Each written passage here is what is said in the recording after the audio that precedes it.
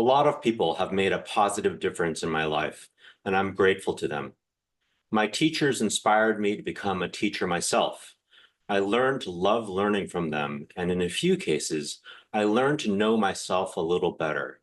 I hope that I'm able to do that for my students. The teacher I'd like to highlight now is Judith Granice. She taught me twice in high school, 10th and 12th grades. She was also the advisor for the Key Club, a leadership and service organization. In addition, she was the coordinator for the International Baccalaureate program at my public high school in Las Vegas, Nevada. When I was young, my fellow students and I called her Miss G. In the past few decades, she asked me to call her Judith. I credit her for fostering my love of literature, exemplifying how to live a life of the mind, and modeling how to be of service to the world. She taught me to love English literature and world literature. Growing up as an immigrant child, I never caught the reading bug. My parents were literate in Chinese, but too busy working several jobs each to read to my brother or me. Miss G inspired me to discover a whole new world and new ways of being in literature.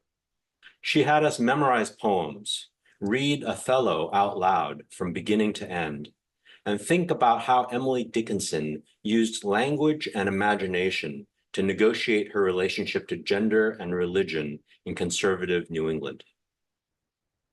After I became a professor of literature, she told me that she wasn't surprised. Whenever I was in town every few years, I'd call her up and take her to lunch. She favored Mexican food. During our final conversation, only a few months before she died, she reflected on her life with me over martinis made with Bombay Sapphire. She never used any other gin. Judith had no regrets. She read widely, ate and drank well, surrounded herself with art, traveled to Italy annually, and thought of her students as her legacy. I am immensely grateful to have been one of them.